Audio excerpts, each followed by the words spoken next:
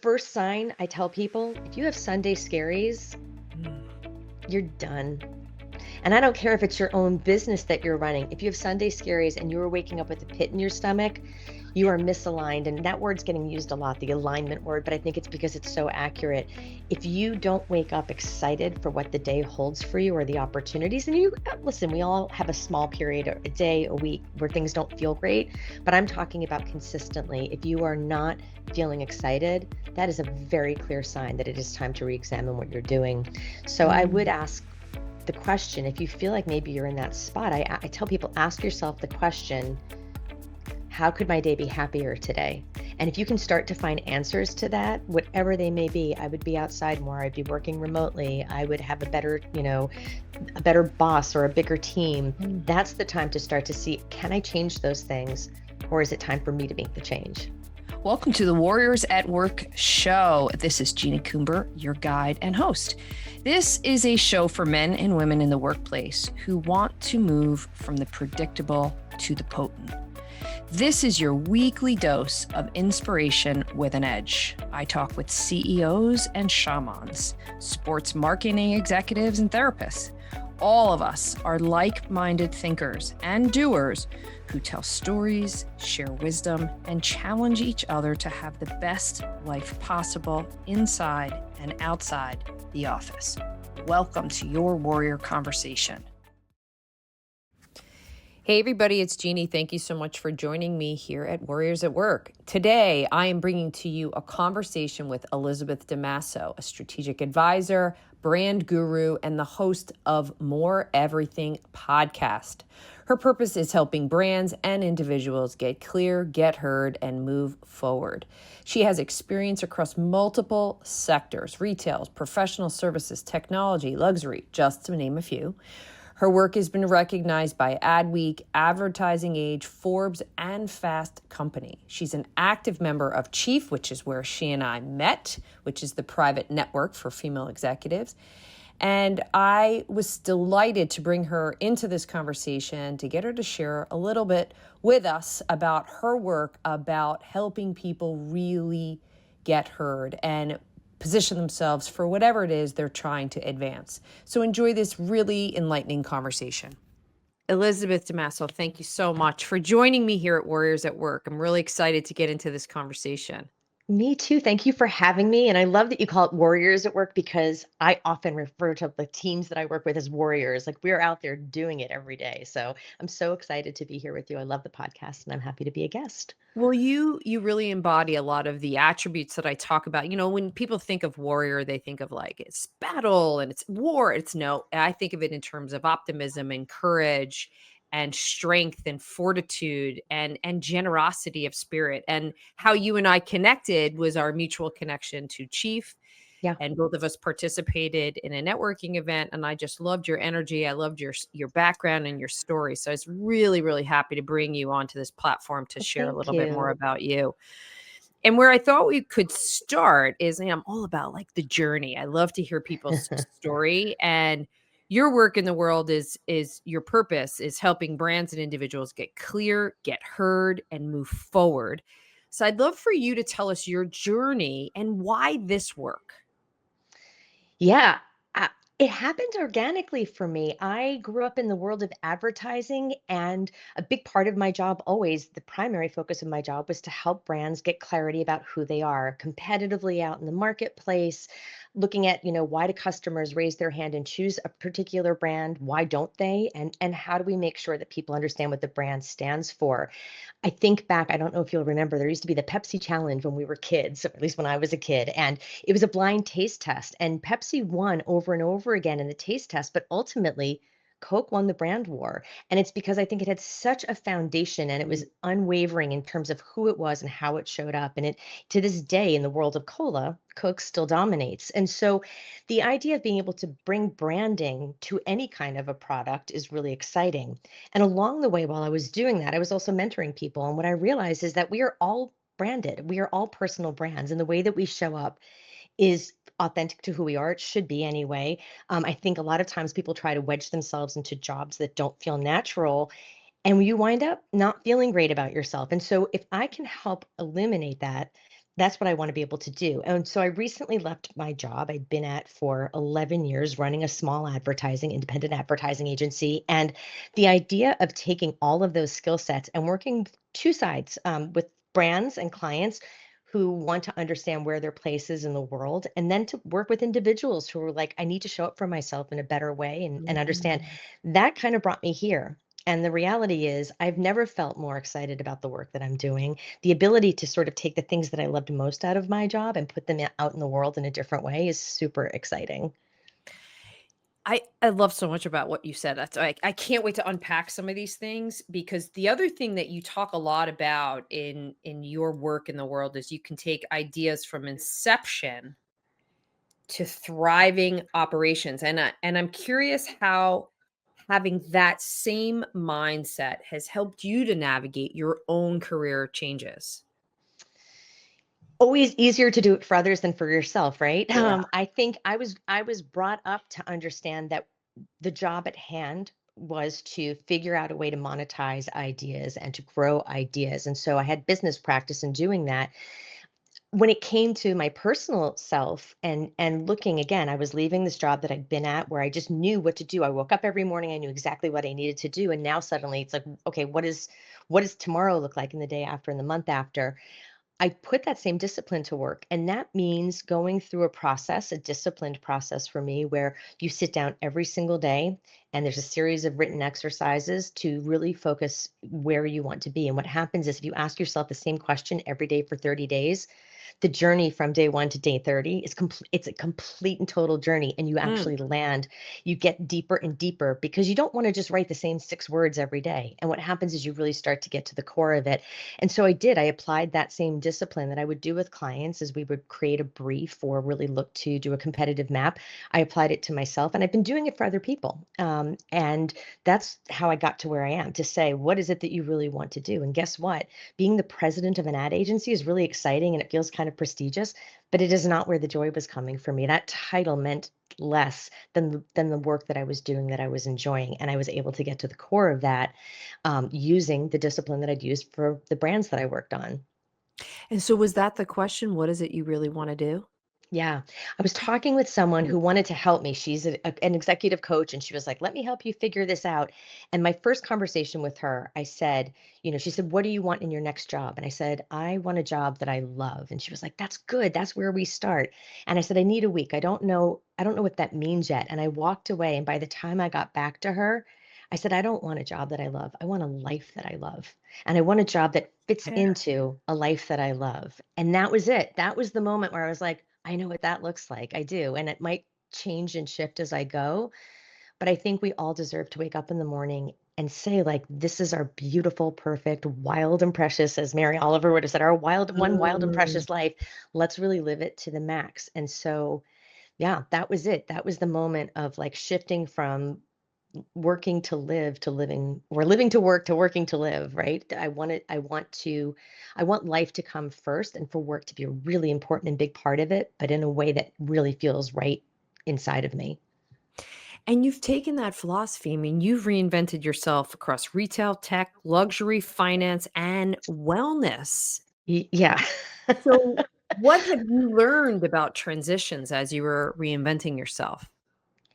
You For me, I was brought up that way. I started in the business development part of advertising, and so we were constantly pitching new pieces of business, which means that every time we had an assignment that would come to us, I had to get really smart and dig deep into that company, that industry. My job was to be able to converse with the client as we were moving through this pitch process, which included creating strategy and creative ideas. And so one week it was fast food, the next week it was tires, the next week it was banking, ice cream, like it was something different. And it taught me to get up to speed very quickly, to really look for what is the underbelly of this particular, business look like? Where are the opportunities? What do I know from other industries that can be applied over here? And when you're trained to think like that, and it was 15 years that I did Mm. that kind of work, I've applied it to every part of my life. So at the last agency I was with, we had retail clients like Kohl's and Pandora Jewelry, but we also had KPMG, which this is this heady B2B, you know, tech and thought leadership and auditing and finance company. And the ability to go back and forth between all of those, there were lessons to be learned for each of them from the other clients, even though their industries were Mm. wildly different. And so, yeah, I have definitely applied that business development background to all these different industries in terms of what is it that I need to know and what do I already know that could be helpful that they've not been exposed to yet. Such a great example of how a mindset can frame everything. Yeah, I think that's a good point. And when It's you a think it's a growth mi it's a growth mindset, right? It is a what don't I know yet and what can I pull from that I already know? I feel like that's such an important thing to remember because the economic and workplace environment is so wild and so unpredictable. And I think we cling to what we think we see in front of us rather Yeah. than what's around the corner, what's underneath the rock. What do I know to be true? What do I know not to be true? We freeze and look only what's in front of us rather than having that broader perspective. So I love how you said that because you could apply it to all these different industries and ways of being. Well, and especially I think that's so you hit the nail on the head. It's so true, but also when you're dealing with client services, clients don't like to be challenged. Not all clients, but many clients don't like to be challenged in the way that they're thinking or the approach they're taking. But it would be irresponsible for me to not challenge some of their thinking. So the trick always is what do we think they need to know that they don't already know, and how do we get them comfortable? How do we get them to take a risk? I think it's really difficult to be a CMO, right? A chief marketing officer basically signs up for a job, and there is like a ticking time bomb over their head from day one. They have a limited amount of time to turn things around and make changes, and they are only one part of the equation of what makes a successful brand. So for asking a CMO to take a chance with you and pivot in terms of the strategy or approach they're taking is a big ask. And I think you really have to have a very trusting relationship with between the two sides. And I try to do that. I try to make sure that I'm really listening to what's scaring them and what's keeping them up at Mm. night and what the challenges internally, like who are they going to have to push this, this new thinking through in order to get buy-in and be able to do it. And so it's a tricky wicket for sure. Mm. Well, I'm gonna pick up on the word scary. Yeah. Having gone through a lot of changes yourself, like what was your scariest pivot and what did you learn when you got on the other side of it? I think I'm in it right now. I am in it, um, simply because I did this. I have worked full time my entire life. There was a short period of time where I had my kids where I was consulting, but I was married at the time. And so there was this security underneath, the sort of security net underneath Mm. me. And right now I'm single. I've got kids. I've got one in college that I'm like, paying for. And I need health insurance and I need steady income. So deciding to do something completely on my own and waking up every morning and being like, it's on me, this whole idea, this business lives or dies on me, is the scariest but also the most rewarding thing. What I hope that I learn on the other side is that in other times of my life where I took chances and risks in terms of jobs that I took or things that I did in those jobs, they always paid off. So I'm hoping that what I learn in this is like if this is the scariest, that it has the biggest payoff. So fingers crossed. We're gonna hope that that's where it is. I feel very optimistic. I write down every day, "You've got this." I just keep telling myself, "You've got this. You've got this." And there are days where it feels more assured than others, but it's exciting. And I think life is meant to be exciting. I love the expression, "You've got this." One of the things that I often will add to that is, "What's here for me?" Mm, So it's leaning into the weirdness, the discomfort, the fear. It's often fear. yeah. Sometimes it's even fear of expansion or success, but I will ask, "What's here for me?" And it changes the perspective where it's like because we wanna get out of it, we wanna know the certainty, we wanna be able to have that predictable life, but sometimes just hanging in there, hanging in the discomfort just a little bit longer will I al reveal something to you. I also love it because I feel like you've just turned the table on the conversation. Like you're not at the whim of the universe. You were saying like, what are you showing up for me, right? I might adopt that. I think that that's a really good way to think Yeah, about it. feel free, feel Yeah. free. So, one of the things that I think would be really helpful for people to hear from your perspective is how do you know when it's time to shift, change, leave? What do you feel like it's a calling? Do you feel like it's a knowing? What's been your experience? The first sign I tell people, if you have Sunday scaries, Mm. You're done. And I don't care if it's your own business that you're running. If you have Sunday scaries and you're waking up with a pit in your stomach, you are misaligned. And that word's getting used a lot, the alignment word, but I think it's because it's so accurate. If you don't wake up excited for what the day holds for you or the opportunities, and you listen, we all have a small period, or a day, a week where things don't feel great, but I'm talking about consistently. If you are not feeling excited, that is a very clear sign that it is time to re-examine what you're doing. Or if you just feel like you're going through the motions and if you're sitting safely, it feels good for a little bit, but it's not growth. And I think we're really all meant to grow.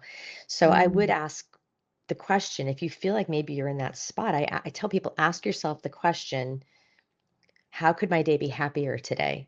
And if you can start to find answers to that, whatever they may be, I would be outside more, I'd be working remotely, I would have a better, a better boss or a bigger team, Mm. that's the time to start to see, can I change those things?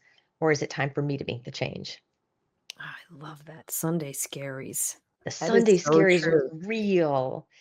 They're real and they're it's a terrible way to live, right? Sunday is meant to be a Mm. day of relaxation and reset.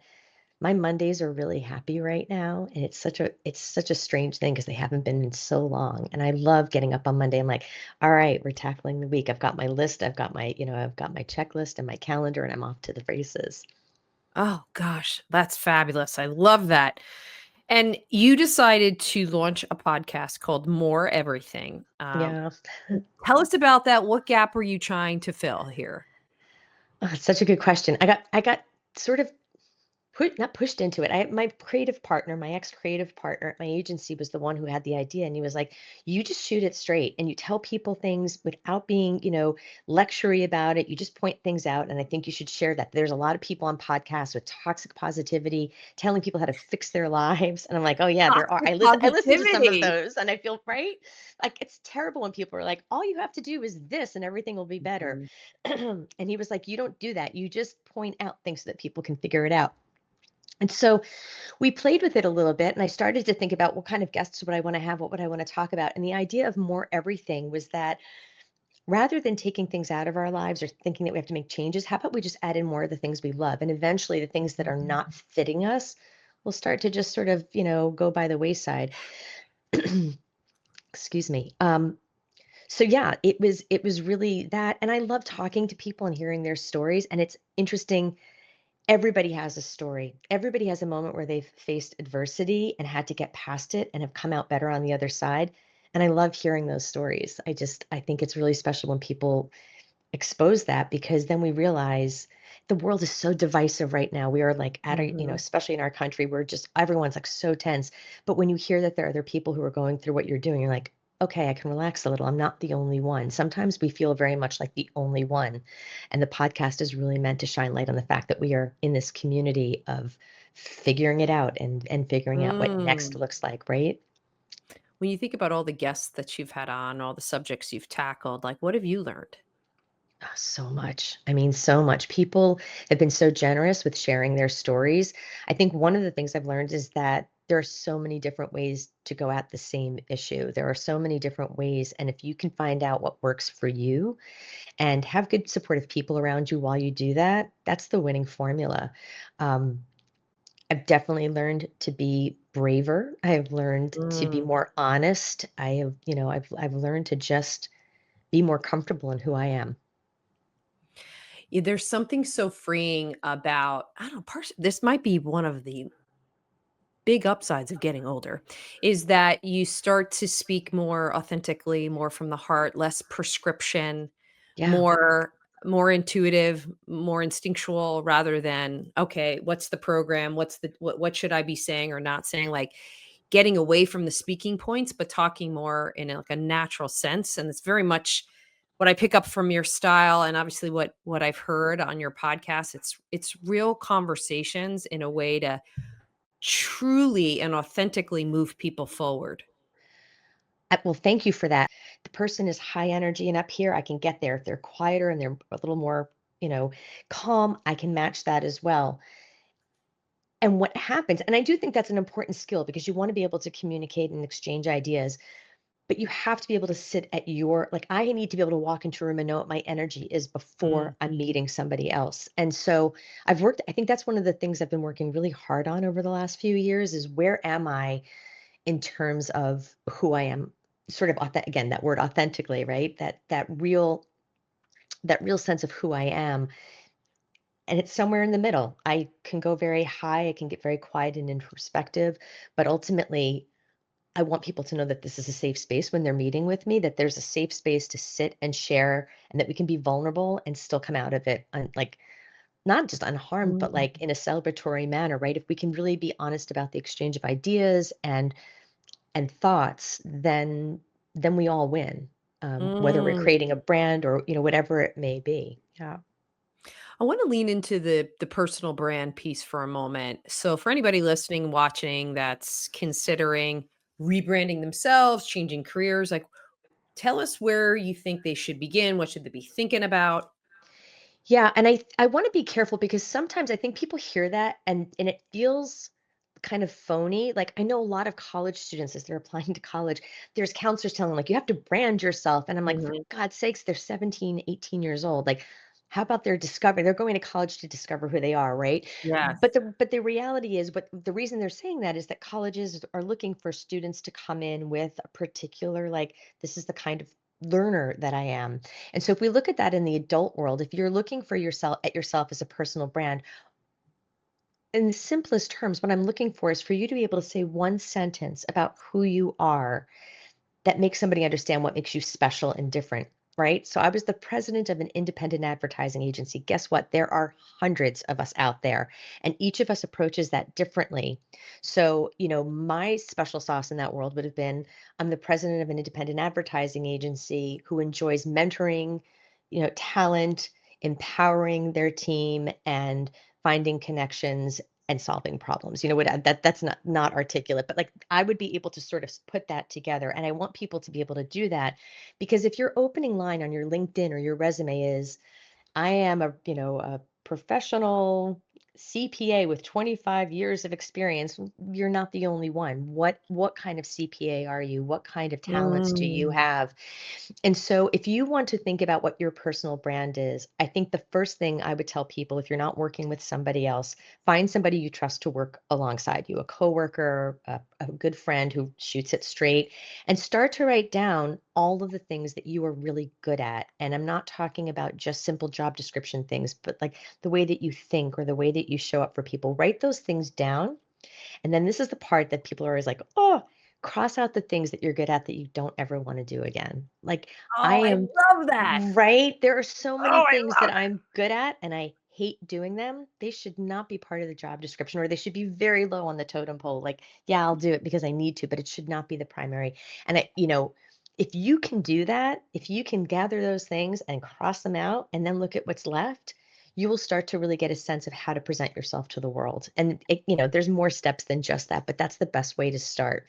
And again, get somebody to work alongside you. Get two, three people, get Mm. perspective from other people to understand what they see. Sometimes you don't even know what your value is to people, right? When my creative partner said you're going to start a podcast, and I was like, hell no. I mean, I literally was like, no, I'm not.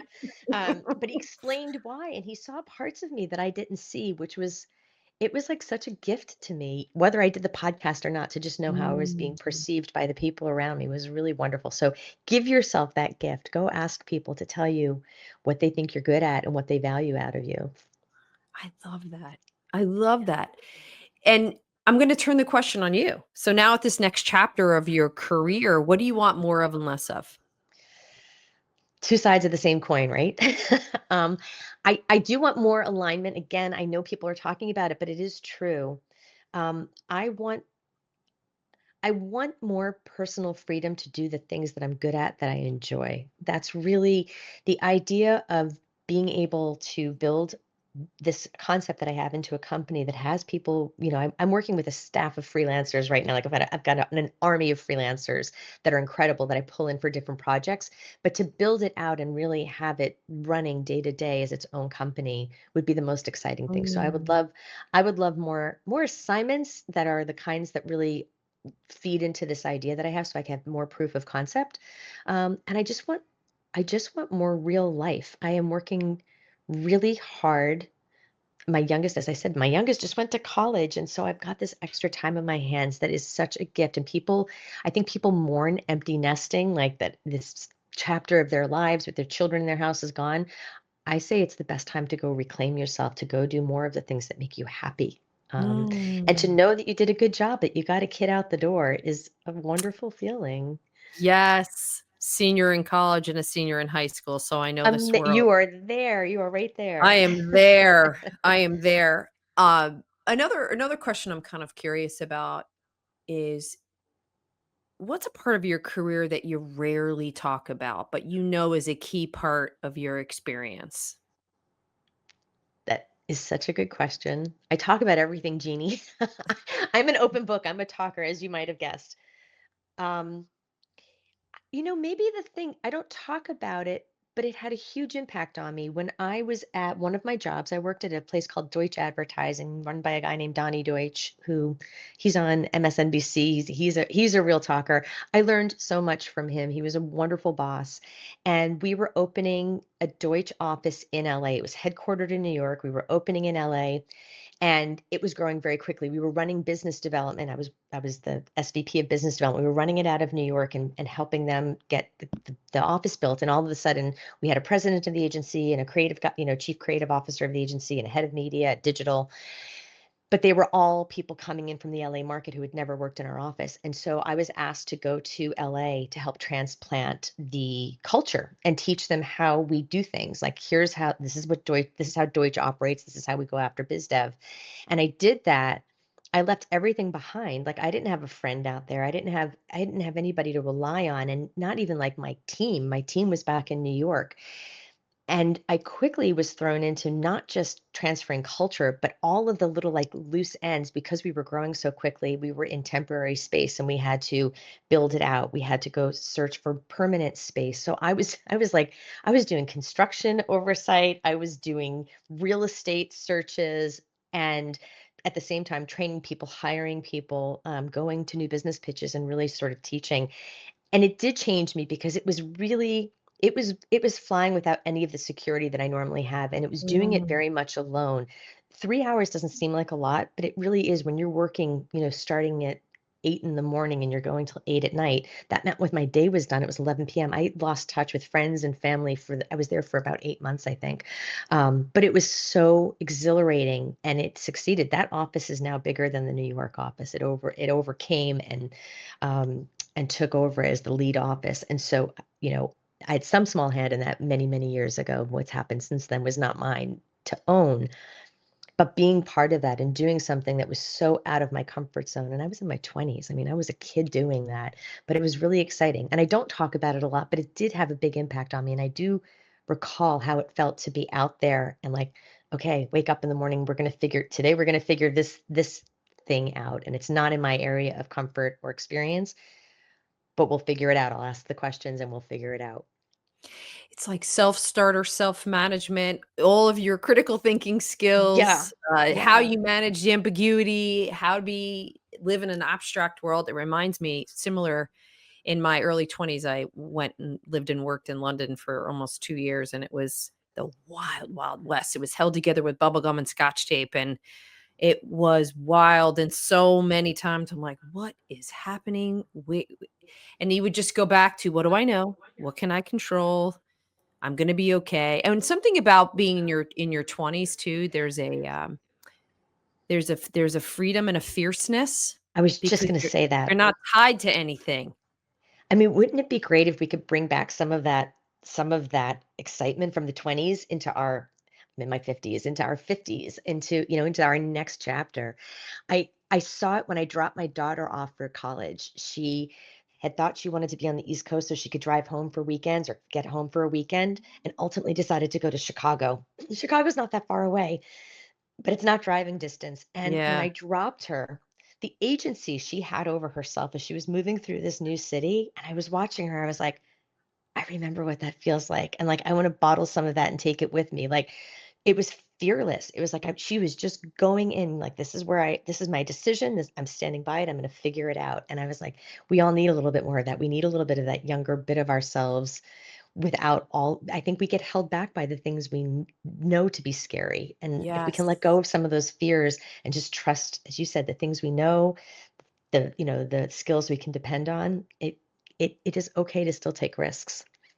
And to remind yourself, you have the coping skills to handle when things don't go well.